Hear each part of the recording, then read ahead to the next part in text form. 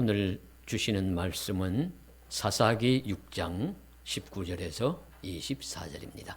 기드온이 가서 염소 새끼 하나를 준비하고 가루 한 에바로 무교병을 만들고 고기를 소쿠리에 담고 국을 양푼에 담아 상수리 나무 아래 그에게로 가져다가 드리매 하나님의 사자가 그에게 이르되 고기와 무교병을 가져다가 이 바위 위에 놓고 국을 부으라 하니 기드온이 그대로 하니라. 여호와의 사자가 손에 잡은 지팡이 끝을 내밀어 고기와 무교병에 대니 불이 바위에서 나와 고기와 무교병을 살랐고 여호와의 사자는 떠나서 보이지 아니한지라. 기드온이 그가 여호와의 사자인 줄을 알고 이르되 슬프도소이다. 주 여호와여, 내가 여호와의 사자를 대면하여 보았나이다 하니 여호와께서 그에게 이르시되 너는 안심하라, 두려워하지 말라, 죽지 아니하리라 하시니라. 함께 보십니다. 기드온이 여호와를 위하여 거기서 제단을 쌓고 그것을 여호와 살롬이라 하였더라. 그것이 오늘까지 아비에셀 사람에게 속한 오브라에 있더라. 아멘. 이스라엘 사람들은 지금도 만나면 서로 살롬이라는 말로 인사를 한다고 합니다. 살롬이라는 말은 히브리어죠. 평화, 평안이라는 말로 번역이 되는데 이 말로는 그 뜻을 다 담을 수가 없고 더 큰 뜻들이 있다고 합니다. 그러니까 건강하다, 완전하다, 행복하다. 그래서 여러 방면에서 충만하고 온전한 은혜의 상태를 샬롬이라 그렇게 의미한다고 볼 수가 있겠습니다. 그래서 샬롬은 더 건강하고 평화롭고 온전하고 충만하고 완전한 상태를 의미한다. 그렇게 이해하면 될 것이고요. 그래서 예수님께서도 부활하신 다음에 제자들에게 오셔서 요한복음에 보시면 평안하라 이랬는데 우리 그 번역해서 평안하라지 예수님은 샬롬 그러셨을 거예요. 샬롬. 그렇게 이 샬롬이라는 말이 성경에 종종 등장을 할 터인데 그러나 샬롬이라고 하지 않고 다 평안이나 평화로 번역을 했습니다. 그런데 샬롬이라는 말을 번역하지 않고 그대로 나타낸 유일한 구절이 오늘 함께 읽으신 사사기 6장 24절의 말씀입니다. 여호와 샬롬이라고 했다 하는 말씀이죠. 기드온이 여호와 하나님을 위하여 제단을 쌓고 그 제단의 이름을 여호와 샬롬이라고 하였다고 합니다. 아브라함이 아들 이삭을 대신해서 하나님이 양을 준비해 두셨을 때 그 양을 대신 잡으면서 여호와 이레라는 이름으로 제단을 쌓았다. 준비하시는 하나님, 하나님이 준비하신다. 그런 뜻이죠. 또 아말렉과 전쟁을 내서 이기고 난 다음에 모세가 여호와 니시, 여호와는 나의 깃발, 나의 승리라는 뜻으로 여호와 니시라는 말씀을 했고, 그렇다면 오늘 이 기드온은 무슨 의미에서 여호와 샬롬이라고 했을까? 그것이 여호와 샬롬이라는 그렇게 부른 이유가 무엇일까? 또 어떤 경우에 여호와 샬롬이 나타나고 소원해야 할까를 이제 오늘 말씀을 통해서 살펴보고자 합니다. 기드온이 제단을 쌓으면서 여호와 샬롬, 즉 샬롬의 하나님이라고 부른 그 첫 번째 이유는 생명을 살려주신 하나님의 은혜가 고맙고 감사하기 때문입니다. 이것이 가장 중요하고 직접적인 의미입니다. 기드온 앞에 나타나서 하나님의 사자가 나타나서 신기한 표징을 보이므로 자신이 하나님의 사자인 것을 증거합니다. 증명하죠. 그러니까 내용은 이런 이야기입니다. 일개 농사를 짓는 기드온에게 하나님의 사자가 나타나서 큰 용사여 하고 부릅니다. 큰 용사여, 여호와께서 너와 함께 하신다. 그러니까 이 기드온이 믿을 수가 없어요. 받아들일 수가 없습니다. 왜냐하면 기드온은 일개 농사꾼에 불과하거든요. 그리고 거기 기드온이 변명하는 것처럼 자기가 속한 지파는 이스라엘 지파 중에서도 므낫세 지파라고 영웅호골이라고는 한 명도 그 이름을 찾아볼 수 없을 정도로 아주 미미한 작은 지파이고 그 지파 중에서도 자기가 속한 그 가문은 또 작은 연약한 가문이고, 그 아버지의 집에서도 이 기드온이 뭐 맞이이거나 뭐 장사이거나 특출한 인물이 아니라 그냥 아마 막내 정도에 속한 그런 보잘것없는 작은 자에 속했고, 그런 소심하고 연약한 농사꾼인 자기를 보고 어떤 존재가 나타나서 큰 용사여 하니까, 자기가 나라를 구한 용사도 아니고 영웅호걸도 아닌데 나를 어떻게 이렇게 부르느냐.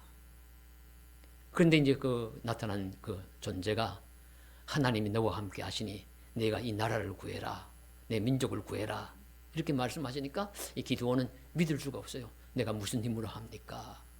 내가 도대체 누구길래 합니까? 나에게 말씀하시는 분이 도대체 당신이 누굽니까? 하나님의 사자라면 내게 증거를 보여주시오. 그래서 그러면은 가서 염소를 잡아서 고기를 가져오고 떡을 구워서 가져오고 양품에 국을 담아서 와라. 그래 와서 갖다 주니까 그것을 바위 위에 놓으라 그런 거예요. 그래서 고기를 넣고 떡을 넣고 국물을 거기에 붓고 바위 위에 그렇게 하는데, 이 하나님의 사자가 지팡이 끝을 내미니까 바위 위에서 불이 나와가지고 그것을 확 살라가지고 다 태워버립니다. 그리고 이제 하나님의 사자는 보이지가 않아요. 그래서 하나님이 받으시는구나. 하나님이 아니시면 누가 이런 일을 행하실 수 있을까? 내가 하나님을 보았구나. 하나님의 사자가 분명하구나. 이 기드온이 이렇게 이제 깨달은 것입니다. 이렇게 깨닫고 난 다음에는 기드온이 이제 오늘 말씀해 보시면은 슬퍼해요. 뭐라고 하느냐면, 아이고 하나님, 제가 슬픕니다 하는 표현을 하지요. 오늘 우리 함께 읽어보셨습니다. 우리 22절에 보시면, 기드온이 그가 여호와의 사자인 줄을 알고 이르되 슬프도소이다. 주 여호와여, 내가 여호와의 사자를 대면하여 보았나이다. 이 무슨 뜻이냐면 당시에 통념이 포함된 말입니다. 살아있는 사람이 살아계신 영이신 하나님을 보면 죽는다는 그런 통념이, 그런 관념이 그 시대에 퍼져 있었어요. 아무도 사람이 하나님을 보고는 살 수가 없다. 그런데 하나님을, 자기가 하나님의 영을, 하나님의 사자를 기드온이 보았으니까 아이고 나는 이제 죽었구나, 이렇게 이제 생각을 한 겁니다. 생각하면서 그렇게 고백을, 아이고 하나님 슬픕니다. 제가 이제 죽을 것입니다.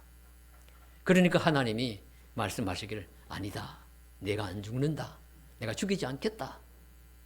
그래서 죽어야 될 마땅한 몸이 살아났으니까, 하나님을 보고도 다 죽는다고 했는데 생명이 살아났으니까 이 기드온이 거기에 제단을 쌓고는 여호와 샬롬, 하나님은 평강이십니다. 하나님은 온전하신 분입니다. 하나님은 나에게 평화를 주십니다. 하나님은 나에게 행복을 주시는 분입니다. 이렇게 생명을 지속시켜 주신 하나님께 감사와 찬송을 하는 것이 오늘 여호와 샬롬이라는 말입니다. 그래서 이런 경우에 여호와 샬롬, 평강의 하나님이라고 부르는 것이 합당합니다. 생명을 지켜주시는 은혜보다 더 큰 은혜가 어디 있습니까? 죽을 목숨을 살려주는 은혜보다 감사하고 평안한 일이 또 어디 있겠습니까? 기드온 자신을 살려주시고 생명을 지켜주신 은혜가 너무 크고 놀라워서 기드온은 감사의 제단을 쌓으면서 여호와 샬롬, 평강의 하나님이라고 불렀습니다.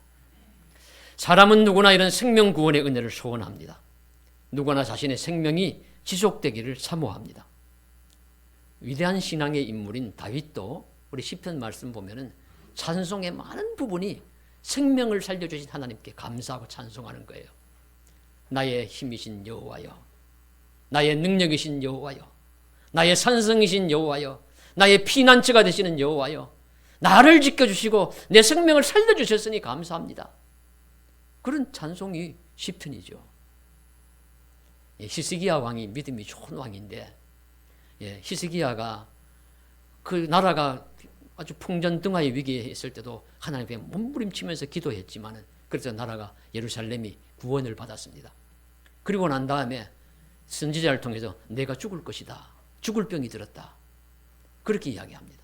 그러니까 히스기야가 벽을 덮여놓고 아무도 없는 그곳에서 방에서 앉아서 하나님 앞에 통곡을 해요. 하나님, 내가 한 일을 살펴주십시오.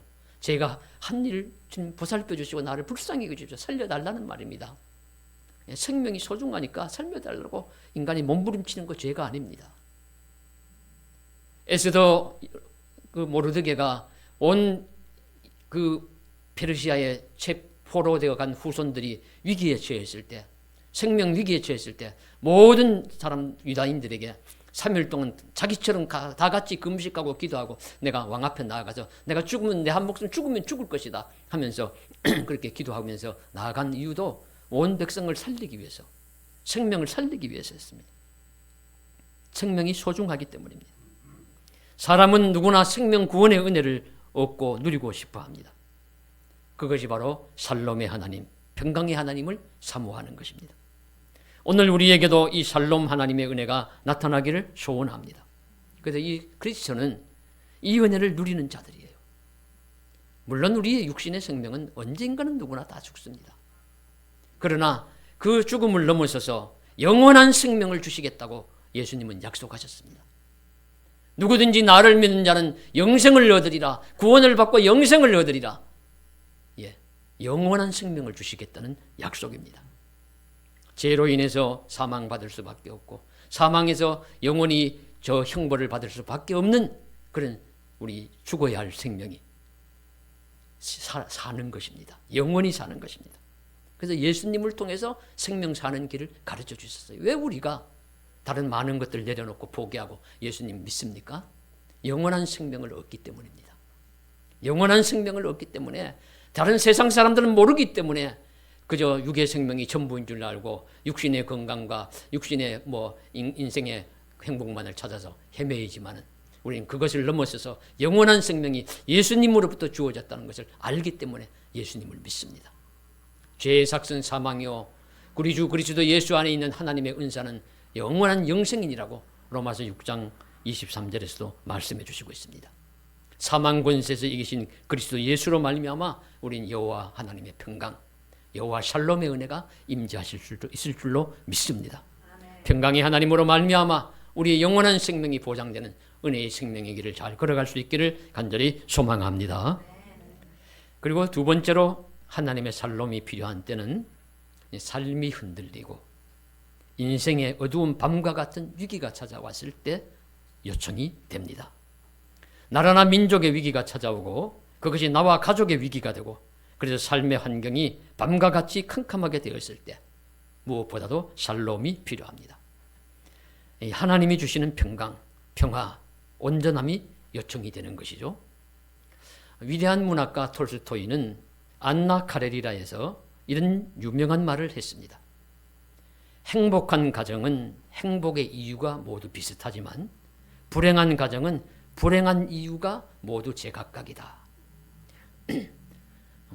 따지고 보면은 우리 행복한 가정은 행복의 이유가 비슷하대요. 그저 가족들이 서로 사랑하고 또 자기 맡은 위치에서 자기 할 일을 잘 감당하고 어려움이 오면 서로 돕고 위로하고 이런 패턴이 비슷한 것입니다. 그런데 불행한 가정은 각각 이유가 다르다는 거죠. 서로 미워하고 또 어떤 경우는 게으르고 어떤 경우는 사고가 났을 때 잘 대처를 못하고 그래서 백인백색 천 가지 만 가지 이유가 다 다르다는 그런 일리 있는 말을 했습니다. 그런데 성경의 사사시대 우리 이스라엘의 민족이 사사시대는 불행과 고난을 당하는 이유가 매우 비슷합니다. 그들이 불행하고 고난을 당하는 이유가 매우 비슷한데요. 근본적으로 한 가지 이유를 말씀하고 있습니다. 그것은 이스라엘 자손이 죄를 범하고 하나님을 떠났을 때 고난이 온다. 이 이유였습니다. 그래서 기드온 우리 경우에도 시대의 경우에도 그 시작을 알리는 우리 사사기 6장 1절 말씀을 보면은 이스라엘 자손이 또 여호와의 목전에 악을 행하였으므로 여호와께서 7년 동안 그들을 미디안의 손에 넘겨주시니라. 여호와의 목전에서 악을 행하였으므로 하나님이 그들에게 징계를 하심으로 말미암아 벌을 주시기 때문에 그들이 이웃나라 미디안이 강성해져 가지고 이스라엘을 쳐들어와서 곡식을 수술을 하면은 그 곡식을 빼앗고 사람을 죽이고 그리고 또 종으로 때로는 잡아갈 것이고 재물을 탈취해가고 이렇게 하니까 이제 그 고난을 이스라엘 백성들이 당하는 것이죠. 그들의 수가 얼마나 많으냐면 우리 성경에 읽어보시면 메뚜기 떼같이 몰려왔다. 그리고 이스라엘 중동 지역의 메뚜기들은 엄청나다고 해요. 그래서 성경에 유명한 재앙 중에 하나가 메뚜기 재앙입니다. 황충 재앙. 그냥 새까맣게 덮여서 몰려올 정도로 그렇게 미디안이 수많은 군사들이 강성해져 가지고 와서 공격을 해오니까 그 다 농사를 지으면 빼앗기고 생명 위협 당하고 그러니 불안하고 힘들고 어렵고 삶이 흔들리는 것입니다. 인생이 캄캄한 밤과 같습니다. 그러면 하나님 앞에 부르짖어요. 하나님 우리를 왜 이렇게 버려두십니까?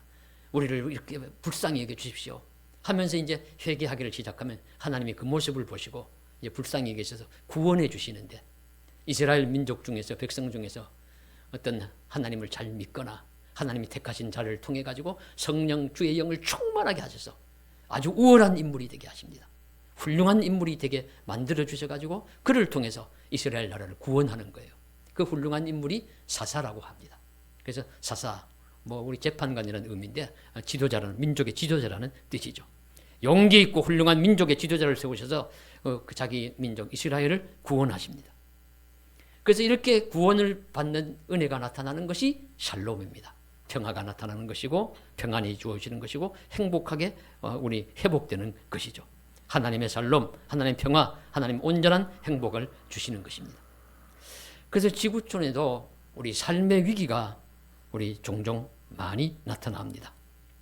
일본의 상황을 매일경제신문에서 보도한 것을 읽어본 것을 제가 기록한 내용이 있어서 우리 나눕니다. 일본 나고야 인근 중소도시 노인 합숙소에 69세의 오카모토라는 사람이 거주하고 있었다. 오카모토라는 사람이 69세의 노인이신데 그런데 이분이 어떤 사람이냐 하면은 60대 초반에 은퇴한 후에 절반을 철장 속에서 보냈다. 감옥에서 한 10여 년 세월을 반 이상을 보낸 거예요. 근데 이분이 도둑을 하거나 강도를 하거나 했는 사람이 아닙니다. 평범한 회사원이었고 중산층 가정이었대요. 그런데 그렇게 된 이유는 은퇴를 하고 난 다음에 아내가 아파서 병간호를 한다고 은퇴 자금을 다 날려버렸어요. 그리고 아마 아내는 돌아갔는가 봅니다. 그러고 나서는 자신이 살 길이 막막해요. 살 길이 없으니까 그냥 우리 경찰이 보는 앞에서 자전거를 훔치는 신용을 해가지고 일부러 교도소에 들어가요. 그래서 처음에 6개월간 징역형을 산 것을 처음 시작으로 그리고 풀려났다가는 또 먹고 살 길이 막막하면 또 여러 가지 죄를 짓는 신용을 해가지고 또 옥에 들어가고 그렇게 반복하면서 살아간다는 이야기입니다. 이와 같이 일본의 만 65세 이상의 고령자 범죄는 최근 20년 새 4배 가까이 증가했다고 합니다. 당시 우리 한 몇 년 전까지만 해도 일본은 20년 이상 저금리 시대였고 그러니 연금에 목숨을 걸다시피 했는데 갈수록 연금 수령액이 줄어들면서 연금을 받는 사람도 퇴직 후 재취업을 하는 것이 일반적이라고 합니다. 그것도 잘 안 되는 사람은 교도소에 이 사람처럼 들어가서 목숨을 유지하는 안타까운 이야기입니다. 그래서 선진국이라고 해도 복지제도가 잘 되어도 치솟는 부동산 가격과 고갈된 연금 구조가 취약계층을 노숙자로 내몬다는 것이죠. 그러니 우리나라가 일본의 패턴을 따라간다고 하지 않습니까? 따라가기 쉬웠다고 우리 걱정을 하고 있는데 그렇다면 우리도 지금 우리 걱정이 되는 것입니다. 불안합니다. 갈수록 고령자는 많아지고 연금도 멀지 않아 고갈될 것이라고 말합니다. 그러나 개혁이나 그 해결은 쉽지 않게 보입니다. 거기다가 어제 국민일보에서는 전쟁의 시대가 새로 돌아왔다. 이렇게 할 정도로 또 우리 위기 상황을 이야기를 하고 있습니다. 이런 상황에서 요청되는 것이 샬롬입니다. 하나님의 평강이 나타나야 돼요. 그냥 말로만 평강해서 되는 것이 아니라 하나님이 사사시대에 사사를 세우셔서 그 나라와 민족을 구원하셨듯이 하나님의 방법으로 훌륭한 어떤 인물을 세우셔서 우리를 구원해 주시든지 하나님의 어떤 방법으로 샬롬의 시대가 오도록 하나님이 인도해 주셔야 될 줄로 믿습니다. 그래서 오늘날은 어떻게 하실까요? 하나님이 아시는 하나님의 방법으로 우리는 이 샬롬의 시대가 오기를 요청해야 합니다. 그러려면 우리는 회개하고 자복하고 샬롬의 시대를 간구해야 합니다. 주여, 우리의 허물과 죄를 회개하오니 회복의 은혜를 주시옵소서. 고통의 패턴을 밟아가는 것이 아니라 성공과 행복의 패턴을 밟아갈 수 있는, 샬롬의 패턴을 밟아갈 수 있는 은혜를 달라고 기도해야 합니다. 상황이 어렵고 삶의 위기가 찾아오고 어두운 밤과 같은 상황에 빠져서 걱정하는 우리들에게 샬롬의 은혜를 주시옵소서. 하나님의 평강을 주시옵소서. 교회와 성도는 부르짖고 진심으로 회개하고 부르짖는 자에게 삶이 회복되는 은혜, 여호와 샬롬의 평강의 하나님이 함께 하시는 은혜가 나타나기를 주님의 이름으로 간절히 소망합니다. 네, 세 번째로는 하나님의 샬롬이 필요한 때는 내게 주어진 사명이 너무 무거워서 쓰러지고 넘어질 때입니다. 내게 주어진 사명이 견디기 어려울 때 하나님의 샬롬의 은혜가 나타나야 돼요. 사명이 너무 크고 무겁습니다. 삶의 무게가 무겁습니다. 이럴 때 하나님의 해결책으로서 하나님의 샬롬이 나타나므로 평화하게 하시고 안전하게 하시고 회복되게 하여 주셔야 합니다. 그래서 무거운 사명일지라도 하나님이 내게 힘주심으로써 능히 감당하는 자가 될 때 이 샬롬의 상태가 되는 것입니다. 샬롬의 은혜가 나타나는 것이죠. 말씀드린 바와 같이 기드온에게 주신 하나님의 사명은 크고 무거운 것이었습니다. 생각해 보십시오. 그저 평범한 농부예요. 농사를 짓는데 그것도 소심한 농부입니다. 그래서 기드온이 농사를 짓다가 그저 미디안이 우리 농사 짓고 추수하는 거 보면 와서 뺏을까 봐 저 숨어가지고 포도주 틀에다가 이 밀 같은 거를 타작을 했다고요. 조용하게 모르게 하려고. 그렇게 이제 소심하고 겁 많은 그 농부 기드온에게 어느 날 하나님이 나타나셔서 큰 용사여, 너는 하나님이 주 여호와께서 너와 함께 하시니 나라를 구원해라, 내 민족을 구원해라. 제가 어떻게? 내가 어떻게 합니까? 그런데 이제 오늘 6장 14절에 보시면 여호와께서 그를 향하여 이르시되 너는 가서 이 너의 힘으로 이스라엘을 미디안의 손에서 구원하라. 내가 너를 보낸 것이 아니냐. 감당하기 어려운 사명이죠. 작은 자에 불과합니다. 내가 무엇으로 이스라엘을 구원하니까. 그런데 하나님이 내가 너와 함께 하니까 너 해. 너희 하나님 영으로 충만하게 하실 거니까 용기와 힘을 줄 테니까 따라서 해. 라고 하나님이 설득하셔서 결국은 기드온이 자기 민족, 자기 백성을 구원을 합니다. 그 구원하러 나가는데 이제 그래서 기드온이 이제 그런 이제 더 하나님 앞에 자신이 능력받았다는 거 이제 시험하고 또 표징도 얻고 그렇게 해가지고는 결국에는 이제 싸우러 나가죠. 그래서 이스라엘 백성들에게서 자, 우리 미디안과 전쟁을 할 테니까 다 싸울 용사들 모이라 하니까 얼마가 모였느냐면 약 3만 2천 명 정도가 모였대요. 그런데 미디안의 수는 십수만 명이 됩니다. 3만 2천 명이 나가 싸워도 적은 수예요. 그런데 하나님이 너무 많다. 두려워서 떠는 자들 필요 없으니까 그들은 돌려보내라. 그래서 기드온이 자, 마음에 겁이 나고 두려워서 떠는 자들이 있습니까? 다 집으로 돌아가시오 하니까 2만 2천 명이 돌아가고 약 1만 명이 남았어요. 자, 1만 명을 잘 훈련하고 싸워도 지금 모자랄 판입니다. 그런데 하나님이 또 이것도 너무 많다. 그러죠. 그래서 저 냇가에 가서 물을 먹는 모습을 보고서 사람을 가져내어라. 가서 냇가로 인도를 하니까 탁 달려가서 목에 말하니까 벌컥벌컥 그냥 입을 대고 마시는데 그중에 어떤 사람들은 손으로 할 듯이 물을 마시더란 거죠. 그런 사람만 추려내니까 300명이에요. 그래서 기드온의 300용사입니다. 그 300용사를 가지고 그저 하나님의 방법으로 불과 항아리와 나팔과 그런 것을 가지고 결국에는 전쟁에서 이기게 되어서 미디안을 이깁니다. 이 말씀의 뜻은 무엇이냐 하면은 내가 아무리 약하고 보잘것없어도 하나님이 함께 하시면 이긴다는 것입니다. 하나님께서 함께 하시는 자가 결국은 승리함으로 나라와 민족과 자신의 가정과 그 모든 주어진 공동체를 구원하고 샬롬, 하나님의 은혜, 하나님의 평강이 나타나게 한다는 말씀이 우리 기드온 사건을 통해서 주시는 여호와 샬롬의 사건입니다.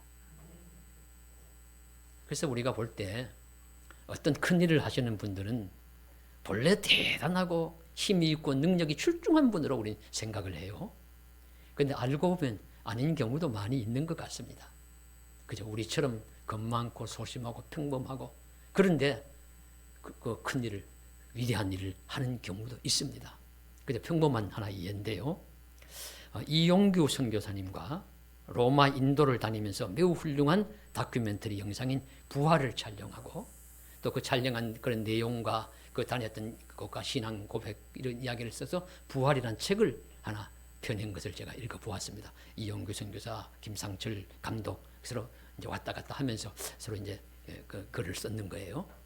그래서 썼는데 이용규 선교사님은 이제 뭐 내려놓음, 더 내려놓음, 그리고 뭐 하버드도 나오고 좀 유명한 분으로 알려져 있고 우리 교회도 우리 교회 시작했을 때 얼마 안 되었을 때 여기 와서 간증도 했었어요. 그때 사진도 제가 보니까 기억이 있어서 남아서 기억을 하는데요. 어떻든지 그런 유명한 분이니까 그러려니 하는데 이 김상철 이 감독이라는 분은 보니까 본래 목회를 하던 목사님이었습니다. 근데 목회를 하다가 큰 충격적인 일을 당했어요.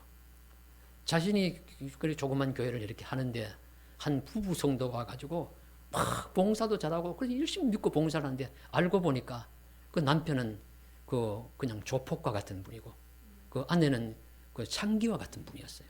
그래서 사람들에게 알고 보니까 뭐 차를 타고 가다가 나쁜 짓을 해서 그리고는 이 남편이 가가지고 폭력을 쓰면서 돈을 뜯어내고 그거 보고는 그냥 충격을 받아가지고 목회를 그만뒀습니다.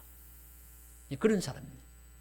그리고는 이 영화 촬영 감독이 되어가지고 감독을 하면서 하는데 이분이 그저 제가 읽으면서 본래는 나만도 못한 사람이구나. 그걸 왜 이런 생각을 하느냐면 이분은 자살을 3번이나 시도를 했었대요. 그래서 이유가 뭐냐면 삶의 무게가 무거워서. 세상에 저 같은 사람도 살아가는데 이게 약한 사람 아닙니까? 얼마나 약한 사람이에요. 삶의 무게가 너무 무거워서 우울증이 깊어져서 가장으로서 자신감이 결여되고 원인 모를 죽음에 대한 깊은 묵상 때문 삶에 대한 회의가 있어서 그래서 시도했다는 겁니다. 그래서 시도하려고 하면 그런 음성이 막 들려온대요. 그냥 죽으면 평안해. 막 그런 음성이 들려오는데 막 그런 하나님의 음성이 또 자기를 붙들어 세워주시는 겁니다. 상철아, 너 그렇게 죽으면 지옥 가. 그래서 다시 돌아오고 한 번은 수면제 70알을 먹고 나는 죽었구나 했는데 또 하나님의 음성이 생생하게 들리기를 돌아와라, 일어나라, 일어나라. 그렇게 일어나서 살고 이런 은혜를 힘입고는 이 부활이라는 이런 그 인도 그리고 로마 다니면서 예수님의 부활한 흔적을 촬영하는 것으로 해서 방송을 내보내는 그런 감독을 잘 감당하는 것입니다. 이분이 붙든 말씀이 참 감동적인데요. 시편 117편 17, 18절인데 내가 죽지 않고 살아서 여호와께서 하시는 일을 선포하리로다. 여호와께서 나를 심히 경책하셨어도 죽음에는 넘기지 아니하셨도다. 꼭 자기 삶을 이야기하는 것입니다. 말씀이 그대로 있어요. 내가 죽지 않고 살아서 여호와께서 하시는 일을 선포하리로다. 여호와께서 나를 심히 경책하셔서 죽음에는 넘기지 아니하셨도다. 이 말씀을 붙들고 이제 살아가면서 부활이라는 영상도 촬영하고 그리고 하나님도 나도 하나님을 믿지만 하나님도 나를 믿어주신다. 그렇게 깨달으면서 주 앞에서 주의 일을 계속해서 활력 있게 잘 감당하는 모습을 봅니다. 생각해 보면 삶의 무게가 무겁고 부여된 사명이 너무 크다는 중압감과 부담감은 이 기도원만이 아니고 김상철 감독과 같은 분만도 아니고 우리도 그렇고 예수님의 제자들도 그랬습니다. 성경의 귀한 인물들도 다 인생의 부담 많고 고난 많고 환난 많았습니다. 베드로도 그런 자죠. 본래 베드로의 이름은 시몬이었습니다. 시몬은 불안정하고 변덕 많고 충동적이고 실수 많고 그런 사람에 불과했어요. 이런 사람이 어떻게 예수님의 수제자, 교회의 제일 어른이 되어가지고 이 기독교가 온 세계에 전파되는 일에 훌륭한 일을 감당할 수 있겠습니까? 그러나 예수님 부활하고 난 다음에 복음서의 베드로와 사도행전의 베드로는 많이 다릅니다. 베드로는 많이 성령 충만하고 우리 사도행전의 베드로는 많이 성숙해서 주의 일을 잘 감당하는 그런 귀한 인물이 되어요. 예수님의 제자 중에도 이제 도마 한 사람만 더 생각해 보겠습니다. 이 도마의 경우에도 본래 이름이 도마라는 이름은 쌍둥이라고 해요. 쌍둥이라는 뜻이고 또 그의 직업은 목수였다고 합니다. 목수였고, 그리고 도마는 별명이 의심 많은 제자잖아요. 다른 제자들 다 부활 예수님 오셨을 때 그 자리에 있어서 내가 예수님 만났다, 우리 부활 예수님 다 봤다. 그러니까 도마가 무슨 소리, 나는 내가 손으로 만져보고 또 예수님 보기 전에 난 절대 안 믿어, 이렇게 했던 이 실증주의자고 이 의심 많은 자인 그 유명한 자인데, 이 도마가 이제 예수님의 주의 사도의 직분을 잘 감당할 수 있을까요? 우리도 의심이 들지만은 이 도마에 대한 이야기를 우리 읽어보면은 예수님이 부활 승천하신 다음에 제자들이 모여가지고 제비뽑기를 해서 우리 어디로 선교를 갈지 다 정했대요. 근데 도마가 딱 뽑은 곳은 인도였답니다. 인도였는데 도마가 아이고 난 인도가 뽑혔네, 나는 가지, 그렇게 한 것이 아니라 나는 못 가, 나는 안 가, 이러면서 이제 또 회의 의심하면서 거부했는데, 그러나 다 주께서 가도록 밀어 넣으셔가지고 결국에는 이 목수라는 직업을 가지고 인도의 왕궁을 짓는 그 인부로 고용이 되어가지고 인도까지 가게 되었대요. 가서는 주의 일을 잘 감당하는 것입니다. 능력의 사도가 되고 선교사가 되어가지고 인도 선교를 잘 감당해서 결국에는 창에 찔림 받아서 순교까지 하게 되는데, 지금도 그 인도의 그 첸나이라는 곳에 가면은 이 도마가 활동했던 곳에 도마가 그 숨어 있었던 동굴에도 교회가 서 있고, 도마가 또 처형되었다고, 창에 찔려 처형되었다고 하는 그 자리에도 또 도마 교회가 서 있고, 도마가 묻혔다는 무덤이라고 추정되는 곳에도 교회가 서 있고, 2000년 무슬림 지역의 그 역사가 많은 그런 인도 지역에 면면이 기독교가 이어져 왔고, 지금은 기독교가 매우 능력있게 놀라운 부흥을 경험하고 있다고 그렇게 이야기를 합니다. 그래서 이 샬롬의 하나님만이 하시는 일이죠. 사람이 하나님 일을 하는 것이 아니라 하나님의 일은 사람을 통해서 하나님이 하시는 것입니다. 그래서 샬롬의 하나님만이 우리들에게 샬롬과 평강을 주시면서 주의 일을 잘 감당하게 하실 줄로 믿습니다. 농부 기드온에게도 용사 기드온의 비전을 하나님은 말씀하시고, 기드온은 약하고 소심하고 아무 그 힘이 없는 존재였지만 그에게 평강의 하나님이 함께 하심으로 사명 감당하게 해주셨습니다. 약하고 부족한 자들이지만 우리도 베드로보다도 약하고 도마보다도 약하고 기드온보다 못하겠지만, 그러나 하나님이 우리를 붙들어 주시면, 오늘 우리들에게 힘 주시면, 하나님의 영이 함께 하시면 우리도 하나님의 사람으로서 평강의 하나님, 샬롬의 하나님을 힘입어서 능력 있게 권세 있게 주께서 맡기신 사명 사역 잘 감당할 수 있을 줄로 믿습니다. 약하고 소심한 기드온이 나라와 민족을 구한 것처럼 우리도 샬롬의 하나님이 함께 하시면 우리의 가정과 우리의 교회와 우리가 함께 속한 공동체를 구하고 지키는 자가 되도록 하나님이 허락해 주실 줄로 믿습니다. 샬롬의 하나님, 평강의 하나님이 우리의 두려움을 쫓아내시고 저와 여러분에게 사명을 감당하는 은혜의 길로 인도하실 줄로 믿습니다. 샬롬의 하나님으로 말미암아 은총의 길을 잘 걸어가는 저와 여러분 되시기를 주님의 이름으로 간절히 축복합니다. 기도드리겠습니다. 사랑하는 하나님 아버지, 하나님의 사랑, 샬롬이, 그 평강이, 또 평화가, 온전함이, 행복이 임재하여 주시옵소서.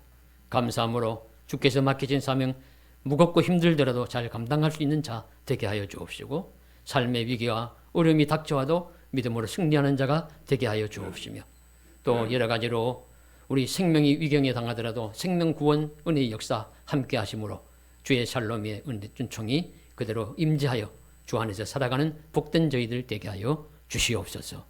도와주신 줄 믿사옵고 감사드리오며 예수님의 이름으로 기도드리옵나이다. 아멘.